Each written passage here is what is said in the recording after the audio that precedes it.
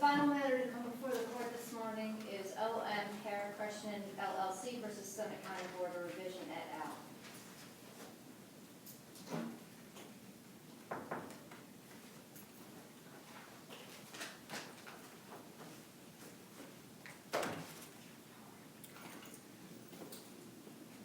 Before we get started on this case this morning, there's a matter which had come to our attention after reviewing of the briefs that Judge Callahan would like to address both sides, make sure everybody's okay with the panel as seated. If after the question is posed to you, you need additional time to speak outside of the court's presence or with your clients or anything, you just let us know. It's not a problem at all. This is the last matter coming before the court this morning. We have plenty of time to address this issue. Thank you, Judge Hensel. Gentlemen, in reading the briefs, I note that the underlying foreclosure case here and the appointment of a receiver was handled by me when I was not too long ago in Summit County Common Pleas Court. Again, I never would have known but for my name, albeit misspelled, is named in the brief. Yes, Mr. Skidmore, I'm looking at you. If that poses, and again, I have no independent recollection of this case. If you know anything about the foreclosure caseload in Common Pleas, you understand that. But I felt it necessary to bring it to your attention if anyone would feel more comfortable with me not sitting here. No offense taken, just need to let Judge Henson know. So you don't need to let me know if you need time. We'll take a brief recess so you can think about it, and we'll contact whoever. I don't think it had anything to do with the spelling. We just can't leave you alone today. I hope that doesn't No, it won't. And I apologize for that, Your Honor, but I have to look at that. I'm so used to it, I almost went to probate to get my name switched to LYNN. Would the parties like to take a brief recess, or are you ready to proceed? I'm ready to proceed, Your Honor. I'm ready to proceed, Your Honor. Okay. Thank you both for your time and consideration of that matter. Both sides will have 15 minutes to argue. The appellant may reserve up to 5 minutes for rebuttal. If the appellant wishes to reserve that time, to let me know. I am keeping the clock this morning, keep you apprised of the passage of time. We have read the briefs, and we're ready to see when you are.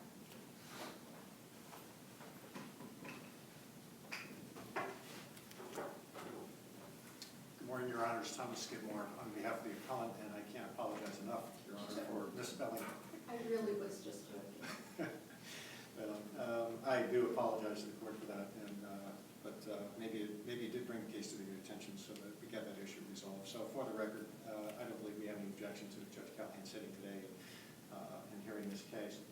I'm going to refer to my client because it's difficult to pronounce, and probably I may have misspelled that name also in my brief. It's O.M. Harikrushn LLC, and I'm going to refer to my client as OMH a lot, and I would like to reserve approximately 4 minutes for rebuttal. The procedural history of this case is a little bit important. I'd like to touch on it briefly. This case is a valuation of property case and a complaint originally filed by OMH with the Summit County Board of Revision on the valuation of the property as originally set at $2.647 million. A hearing on that complaint was conducted before the Summit County Board of Revision on August 27th of 2015, and a finding on September 1st found that there was no change in valuation that was warranted. An appeal was filed with the Summit County Common Pleas Court on September 28th of 2015. At that time, OMH submitted additional evidence in the case. Some of what Judge Callahan alluded to as the receiver's report that was from the lower court and the judgment entry granting the foreclosure in this case. The order of sale and the sheriff's deed were submitted as additional evidence to the Common Pleas Court. A decision from the Common Pleas Court came down on April 7th of 2016, and there were 2 significant findings in that decision. The court found that OMH had not overcome the presumption that the foreclosure sale was, in fact, a forced sale, and that the price of which is prohibited from being used as the criteria of its value, as it bears no indicia of the arm's length transaction. And the second part of the decision that's notable is that the appellant's appraisal, quote, cannot be used to provide a foundation for the valuation of this property. And the OMH then filed an appeal to this court on May 6th of 2016. So that the court gets a visual as to what we're talking about as far as this property. This property is now called the Baymount Suites and Super 8 Hotel. It's up in Montrose. It's what I call on the hill. And it's across the street from Hooley House and TGI Fridays, if you're familiar with that area. The address is actually 130 Montrose Avenue. It was opened originally in 1989. And at the time that my client purchased the property, it was under the flagship of Comfort Inn and Suites West. It had approximately 130 rooms, and it was on 3.54 acres.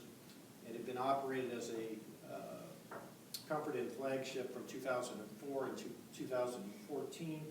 The property had been in financial difficulty and was foreclosed upon by filing a complaint on April 5th of 2012 in the Summit County Common Pleas Court. What's significant to this case versus most foreclosure cases is, in this case, a receiver was appointed by the lower court on May 29th of 2012. And the receiver was a gentleman by the name of Jim Africa, who acts as a receiver quite a bit. And Mr. Africa, once he took control of the property, hired the Alliance Hospitality Group to manage the hotel and the financial affairs. He was appointed to do several things, and he was to, one, preserve and protect the value of the property, and two, he was to manage the property, and three, he was to collect the money and revenue from the property and file financial statements with the court. Mr. Africa did act as the receiver and ran that property from July 3rd of 2012 until it was sold on February 7th of 2014, so approximately a year and a half. The control of the hotel was actually turned over to my client in April of 2017, so it had been a little longer than a year and a half. The receiver had to file certain reports, and he had numerous responsibilities. And part of the information that we submitted to the court on the appeal to the common pleas level was that he was required to communicate regularly with a real estate agent, and he marketed this property for sale while the foreclosure was pending. I believe it's different in this because we have a receiver now who's marketing the property prior to the determination of value for a period of almost 2 years prior to the foreclosure sale.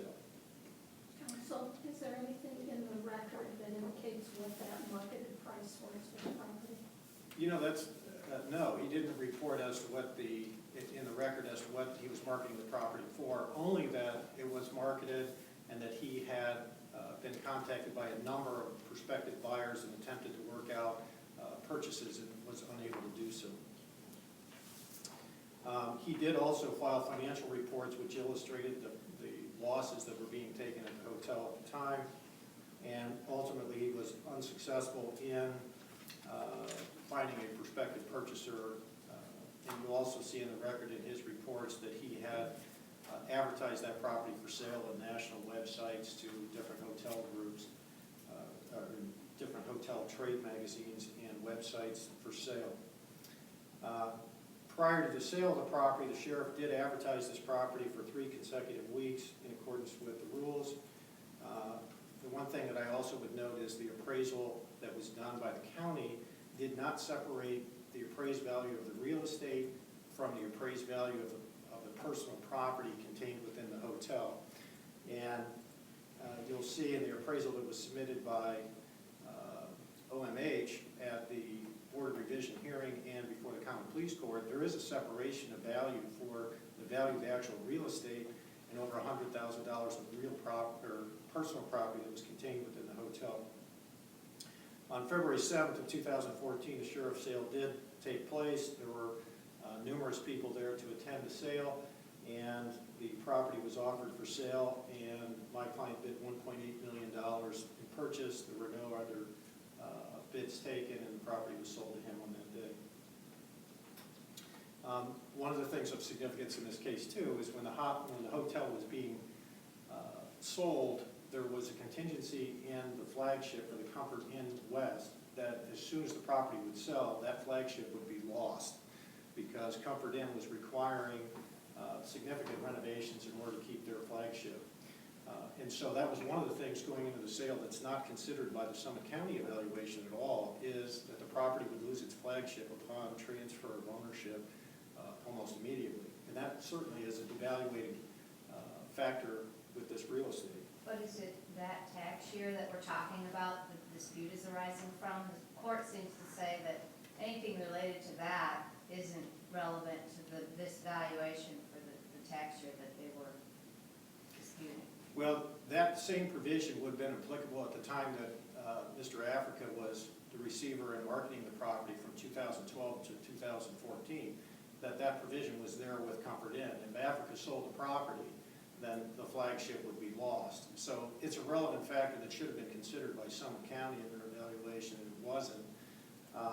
And as to the tax year, that's an issue that's being raised in by the appellees in this case.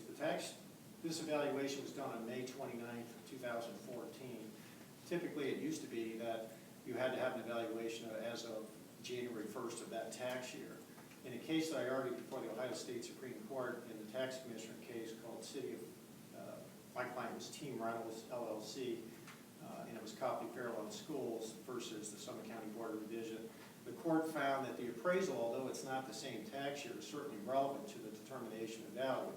And you'll see in this case, even the lower court did use a lot of the factual determinations from that appraisal in rendering its judgment entry of April 7th. Okay. You would be familiar with this if you argued it. Did the appraiser testify in the Copley Fairlawn case? That was an interesting issue too. Because it's almost cost prohibitive to bring a appraiser down for expert testimony before the Summit County Board of Revision. One of the things that I addressed to the Ohio State Supreme Court's tax commissioner was that they were arguing that the appraiser never came down to testify. We didn't have an opportunity to cross-examine them. And the court determined that it's still admissible even though the appraiser wasn't there to testify. Same argument they're making here. Same argument they're making here. They didn't win that argument in the Supreme Court. The Supreme Court found that that appraisal was certainly relevant and could be considered even without testimony. Mr. Skidmore, how would you value how would you write an evaluation for what the loss of the name Comfort Inn would be? Well, that's a good question because it wasn't even considered by Summit County's evaluators when they went out and took a look at it. The evaluation, as the appraisal that we had done, that we submitted from May, certainly considered that evaluation because, the loss of that flagship, because you would be going into it now having to make a franchise agreement with another hotel chain. And that became difficult to do, by the way. That's not in the record, I won't get into that. But it would certainly have an impact because obviously without a franchise flagship, then getting customers and how it networks through the system would be certainly detrimental to any hotel that doesn't have a flagship. So, And you're just now reaching that 4 minutes. You're almost there, so. okay.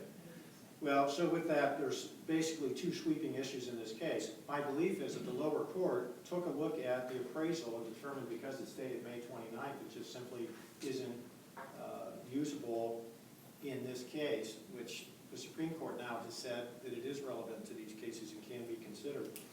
The lower court sweepingly and summarily rejected the appraisal and the receiver's aggressive marketing history and reports. And so in Copley Fairlawn Schools versus the Summit County Board of Revision, that case clearly indicates that information is relevant. The second thing the lower court did was it made a blanket characterization that just because this was a foreclosure sale and that the appraisal, that it's a forced sale and therefore the sale price of this property is not relevant. But we presented factual information as to historical marketing of this property prior to that sale, that this would have been a little different scenario than we do on your typical foreclosure sale. So there's three alternatives that I'd like the court to address too, is the evaluation in this case for determination valuation of $1,740,000 based on the appraised information, the testimony of Mr. Labani, that the court should have determined the valuation of $1.74 million. The second thing is the lower court really didn't seem to conduct its own independent evaluation, and that's part of what we're asking this court to do, is to remand the case to the common pleas court for that independent evaluation. And third, if the court does decide to reverse or remand the case, is that the court really should have made a determination between the value of the real estate and the value of the personal property for tax purposes, which nobody at any stage has made that determination. With that, I'll reserve the rest of our time for rebuttal. Thank you.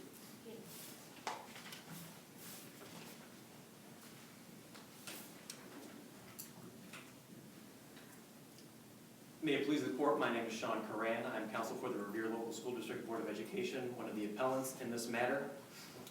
The first thing I want to point out to this court is that unlike the review of the Board of Revision's decision by the Common Pleas Court, this court is reviewing the Common Pleas decision to value the property at $2.647 million under abusive discretion standard.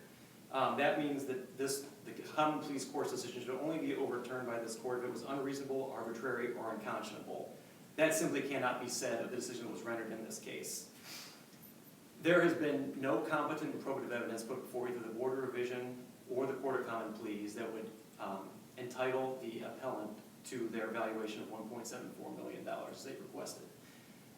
They relied on two pieces of evidence. One was the foreclosure sale by the Summit County Sheriff of the property, and they've also relied on a bank appraisal bearing an effective date after the tax lien date in question from an appraiser who did not testify at either the Board of Revision hearing and provided no testimony before the Common Pleas Court. Neither of those present competent or probative evidence on which the court could have relied, and so there was no basis to overturn the fiscal officer's determination of the $2.647 million valuation. Additionally, the Common Pleas Court did have an independent basis to justify the fiscal officer's valuation, that being the sheriff's appraisal of the property at $2.7 million. Mr. Skidmore pointed out that that appraisal didn't specifically delineate between real property and personal property. However, the value set by the fiscal officer and the Court of Common Pleas and the Board of Revision is actually less than that $2.7 million valuation. The appraisal submitted by the appellant showed that there was approximately $100,000 value placed on the personal property. So there is a slight reduction from the $2.7 million valuation from the sheriff's appraisal. They could be accounting for that personal property. So the value set by the Common Pleas Court is supported by the record. I want to explain briefly why the two pieces of evidence are not competent and probative, and why this court should therefore affirm the Common Pleas decision. First is the foreclosure sale of the property does not provide evidence of the value. While typically a recent sale of a property conducted at arm's length is the best evidence of value, in that case this is not what happened. This was a forced sale by the Summit County Sheriff. The property was in foreclosure. There was a court order mandating the property be sold to secure debts that the property had fallen into. That's the definition of a forced sale. That is not voluntary. There was a court order specifying that the property had to be sold. There was no voluntariness on the part of Shri Shriv, which is the company that actually was the owner of the property. Moreover, Shri Shriv was not acting in its own self-interest. It was not even involved in the process selling the property. It was sold at an auction by the Summit County Sheriff. So Shri Shriv was not involved in the sale at all, and it had no ability to act in its own self-interest. In the Olentangy case, which has been relied on by the appellant in this matter, that involved a straight-up auction, not a foreclosure sheriff sale. That property had been purchased by the bank out of foreclosure over a year prior, and then sold at an auction well beyond the initial foreclosure purchase. The court in Olentangy also noted that the seller, through the auction, reserved the right to reject the highest bid, something that was not present here. As long as that $1.8 million minimum bid was met, the property would have been sold. And in fact, the property owner's testimony before the Board of Revision showed that the auctioneer did not even ask for additional bids. As soon as he bid the minimum $1.8 million, the property was sold. No additional bidding was sought, and the sheriff had no ability to reject the bids up as long as they passed that $1.8 million threshold. So in the Olentangy case, not only was an auction, the seller had the right to reject the high bid, no matter what it was. The court also noted that the auction price was 92% of the appraised value. Here, this 1.8 million would be 2/3 of the appraised value by the sheriff's appraisal. And in that case, it was also notable that the Supreme Court stated that the BTA would have been justified in rejecting reliance on the foreclosure sale, if it so chose based on the record. However, because the BTA decided to grant some deference to the sale, because it wasn't a foreclosure sale, it was an auction, that was also not an abuse of discretion. So they said the BTA could have gone either way on that record. Here, the record, that is not our record that we have here. This was a straight-up sheriff's sale. There was no purchase and then later auction. The seller, unlike in the Olentangy case, which was the bank that had the property and could determine what it wanted to do, this was the court telling the sheriff sell the property no matter what. The property owner was not involved in the sale, and there was no right to reject the bids that were offered. So this is the straight-up forced sale, as in stated in Fenco and also in Olentangy, that cannot be used as a criterion of value. I would note that the appellant has stated that there was this history of property being exposed to the marketplace. In Fenco, the Supreme Court specifically stated that even though that property had also been exposed to the market and there were efforts to sell it and that there was competitive bidding, that was not enough to overcome the presumption of the forced sale in the foreclosure context. I'd also like then to turn to the appraisal that was submitted by the property owner. That was a bank appraisal done for a tax lien or with an effective date not of the tax lien date that had no testimony from the appraiser either before the Board of Revision or the Court of Common Pleas. While Mr. Skidmore is true that in team rentals and some other Supreme Court cases, they've shown a narrow exception where appraisals that don't bear the appropriate tax lien date can be used as some evidence of the property's value.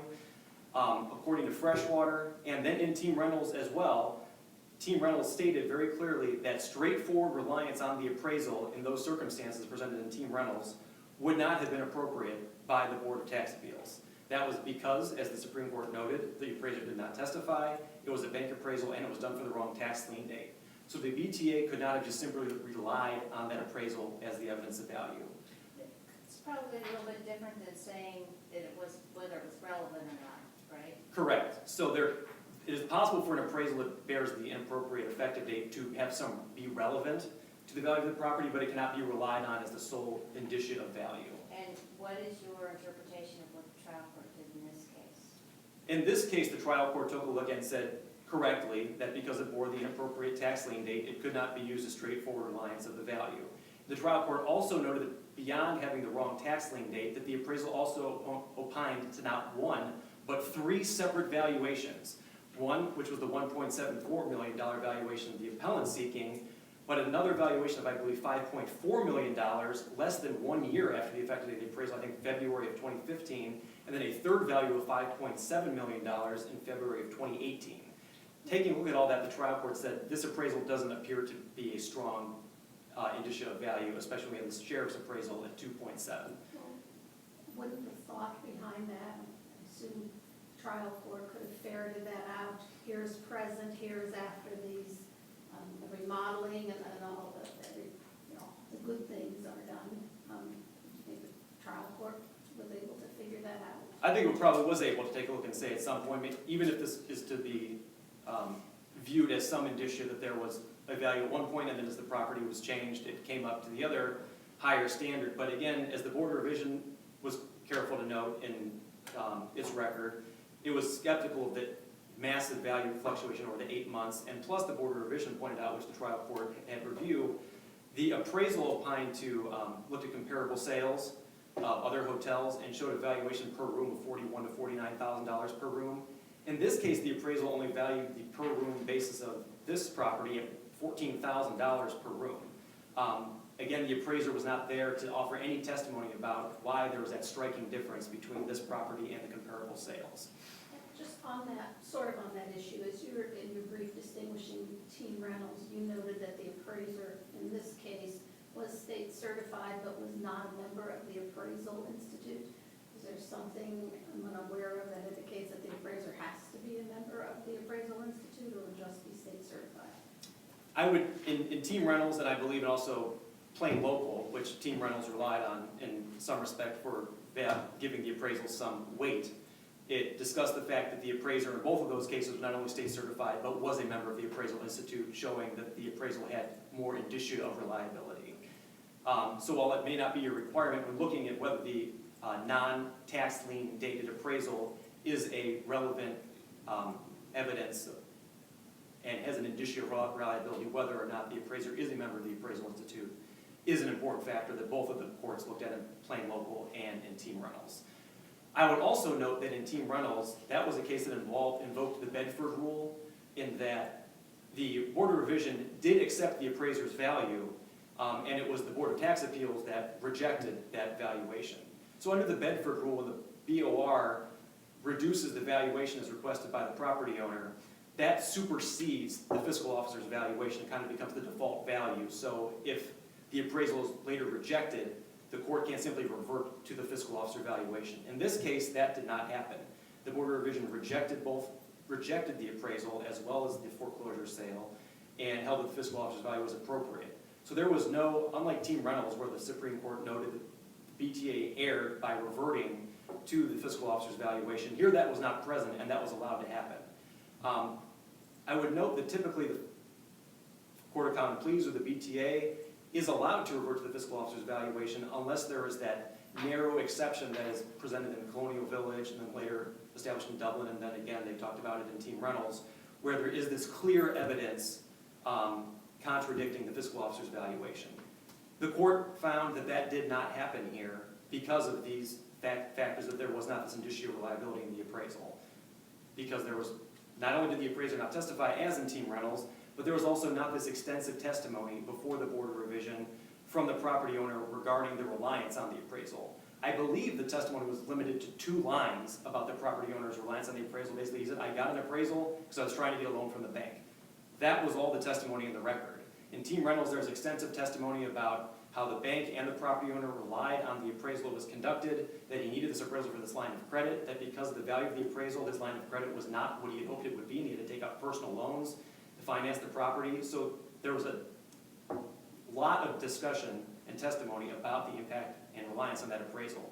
Here it's simply that the appraisal was done to get a loan. There's no testimony about whether the loan was even given or what happened there. So there was not this strong testimony underlying the appraisal at the BOR, or obviously there was no testimony at the Court of Common Pleas giving it this indicia of reliability. So there is no clear evidence from the appraisal to contradict the valuation of the fiscal officer. And as explained, I believe, in the Dayton versus Montgomery County case, and then in Colonial Village and Dublin, there was also this independent basis in the record for the Court of Common Pleas to base its valuation on, that being the sheriff appraisal at $2.7 million, which is virtually identical to the value set for the property. That was not present in Team Reynolds. There was not this other appraisal. It was just that was basically the only piece of evidence in the record. So here there was this independent basis for the court to rely upon. That being said, it cannot be said that there was clear error by the Court of Common Pleas in finding that the valuation of $2.647 million for the property was appropriate. That because the foreclosure sale is not a good indicia of reliability due to its forced nature, and this appraisal that was presented was did not present clear evidence that the valuation set by the fiscal officer was inappropriate. So it is not an abuse of discretion for the trial court to have upheld the determination of the BOR and found that the property's value was $2.647 as set by the fiscal officer. I have nothing else if there's no further questions. Thank you. Thank you. Council, you have 2 minutes and 14 seconds remaining. Okay.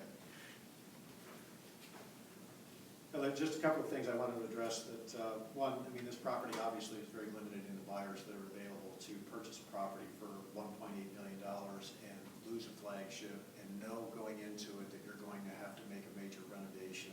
And the appraisal report contains a lot of the deficiencies of this property. It had a lot of factual information.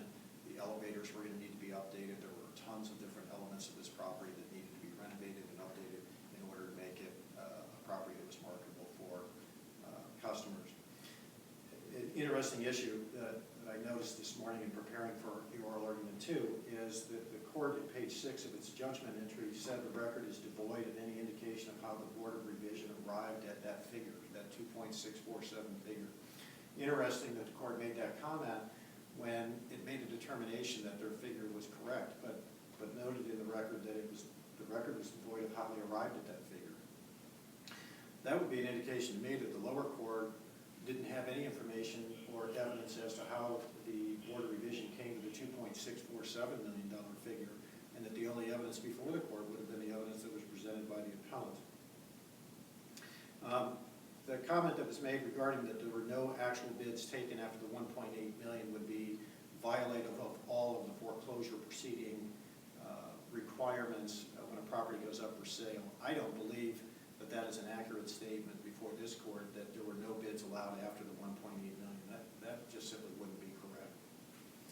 Third, the sheriff's deed in review that was submitted in evidence to the common pleas court does specifically state that the transferred value at the time that transferred names, it says stamped right on it that the sheriff's deed indicated the property value was $1.8 million at the time of transfer. And with regards to the last issue, that as to what the court did with the appraisal, the court's finding did state that, quote, at page 8, here the appraisal does not bear the effective date of January 1st, which is the tax year in question. The appraisal bears an effective date of May 29, 2014, and was rejected by the Board of Revision. The court states at the last sentence of that, for all of these reasons, the appellant's appraisal cannot be used to provide the foundation for the valuation of property. That would be an incorrect statement and inconsistent with the Team Reynolds case that we were talking about. And counsel, regretfully, I need to let